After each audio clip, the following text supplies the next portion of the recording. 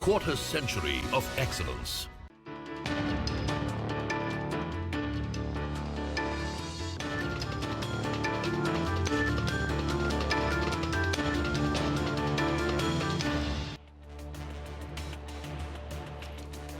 Hello and welcome to Commodity Champions. I'm Manisha Gupta. Well, the pulses, which are key aspect of an Indian diet, have had an unsteady year with prices racing in the past few months. In an effort to control the prices, the government has lifted duty restrictions on yellow peas imports until March 2024. Earlier, yellow peas, which are primarily imported from Canada and Russia, attracted a near 50% duty. Earlier this year, the government also abolished import duties on tur, urad and lentils to meet domestic production requirements. So will these government measures help tame the prices? What else can the government do? To discuss all of this, I am now joined by Bimal Kothari. He's chairman at the India Pulses and Grains Association. Mr. Kothari, hi, thank you so much for joining us. First of all, your first reaction on the duty restriction being removed in sense of yellow peas. We do understand that most of that has been coming in from Canada, where the prices have been on the higher side. How is the industry trade looking at this step of the government? Thank you, Manisha, for inviting me to the show. As you know, this government has lifted the total restriction on the import of yellow peas till 31st March 2024, and the duty has been brought down to nil. So definitely there has been a significant reaction in the market. Most of the pulses we have seen has been, the prices has been coming down because the price of yellow peas in the international market, if you look at our import parity, it comes around 42, 43 rupees, and all the pulses what we have in India are more than 55 rupees. So this is having an impact on the overall pulses block. All the pulses we have seen since this measure has been announced by the government of India, all the price of most of the pulses has come down, and particularly you can see in chana and tur prices has come down quite a bit, about almost 5 rupees a kilo in tur, and chana also 3-4 rupees a kilo. So if you look at all the pulses in last 15 days, we have seen the downtrend in the pulses market, and in all the major pulses. We can start from tur, which has been tur and urad, which has been the major concern this year. So tur prices, if you look at tur prices, we have been importing African tur since August, and now we have seen the price of African tur, which was as high as 97, 98 rupees, has come down to 82 to 83 rupees. So there is a sharp correction of about 15 rupees a kilo in last, you can say, 30 days. Again, in urad price, urad also we had since the erratic monsoon, we had a major issue with the urad crop. The price, despite the crop, the price of urad has started going up. But again, now we have seen, because there's a very good crop of urad in Myanmar, and we also expecting some reasonable amount of crop in Rabi season of India. So urad prices, which has also come down by almost 6 to 7 rupees a kilo from its peak level. And if you look at chana, which was rolling around 64, 65 rupees in Delhi, which has come down to 60, 61 rupees. Okay. So overall, we have seen the pulses prices are coming down. The lentils price, which are rolling less than minimum support price. Minimum support price is 60 rupees. Lentils is being sold at 59 rupees. So I don't think there is any concern about the prices now. Okay. Most of the pulses are at a very reasonable and affordable price level. And now we are also going to harvest our crop of tur. Of course, as per the government of India estimate, the tur crop is going to be down by almost 1.2 million tons.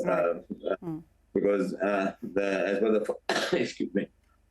first advance estimate, the tur crop is going to be about 33 lakh tons, as against our requirement of 45 to 46 lakh tons. So again, we will have to import a large quantity of tur, but unfortunately, tur is not available in large quantities in most of the countries from we are importing. If we take the entire entire availability of the tur in the international market, it is about 1 million to 1.2 million tons. Right. So we require about 1.3 million tons. But India, Myanmar has got a good crop of about 4 lakh tons, which they are going to harvest now. and we will start importing from January. Point taken. So I also want to understand, while we of course have seen a correction in prices, my second question really is about the kind of trade relations that we have. As you mentioned, we are importing a lot from the African countries. There are conversations also going on with various other countries. Ethiopia and Tanzania are one. Mozambique and Malawi, we are doing stuff as well. There have been reports on how there's conversations now happening with Brazil as well, on how the pulses as a sector has approached Brazil for various pulses also. What kind of conversations are on? What can Brazil, how do you see Brazil actually getting into this picture? In fact, we have the IPC has taken this initiative to grow these pulses, mainly pigeon peas and urad, because you see, urad is besides India, urad is only being produced in Myanmar. And if you look at the pigeon peas, these are being produced in East African countries, and the production and the whole of the East Africa is about 600 to 700,000 tons, and Myanmar is about 300 to 400,000 tons.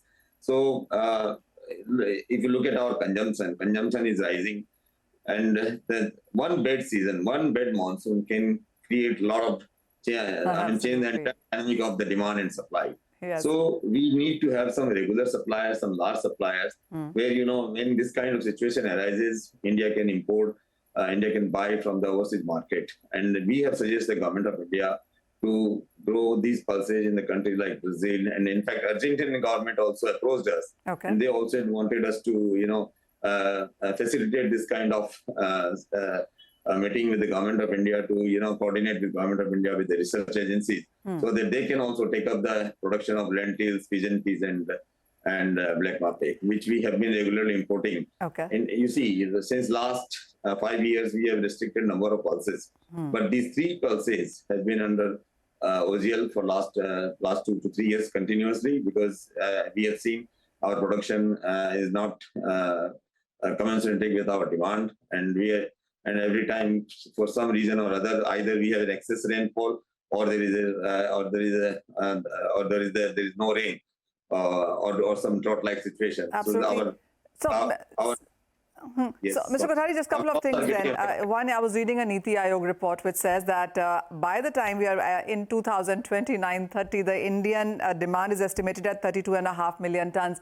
How do you look at that number, one? And from these current levels, where do you see the prices going? As you said, there's a lot of correction happening right now, but that is something that the government also wants, looking at the wedding season and, of course, the elections coming in as well. How are you looking at the prices? 2, how do you look at the demand growth going forward?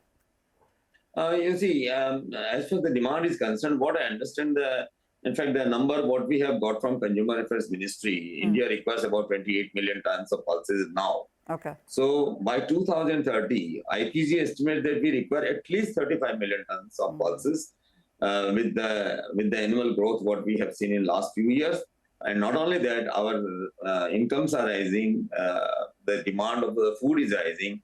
So in fact, we are not meeting the entire requirement of pulses what we require for the, if you take the per capita consumption, our is going to be much more than what we are producing, and even it is whatever available in the market, world market.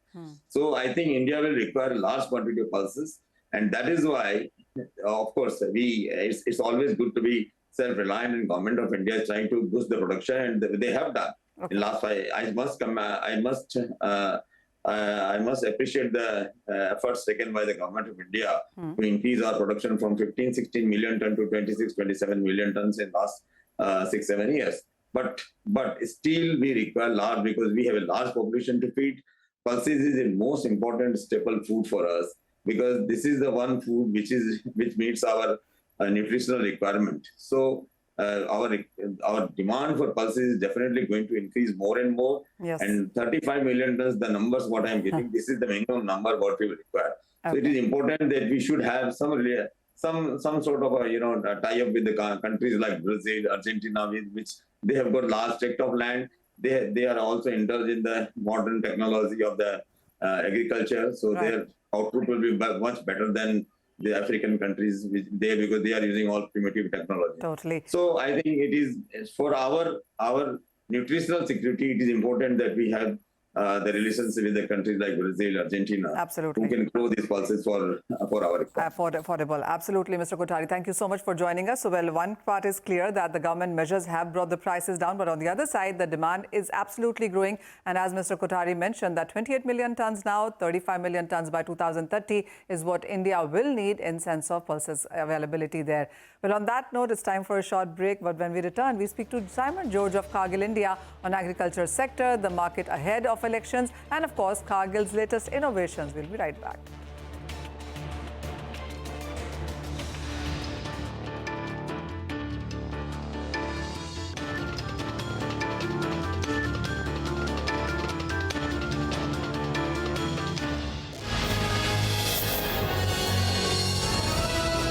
CNBC-TV18, embarking on a quarter century of excellence.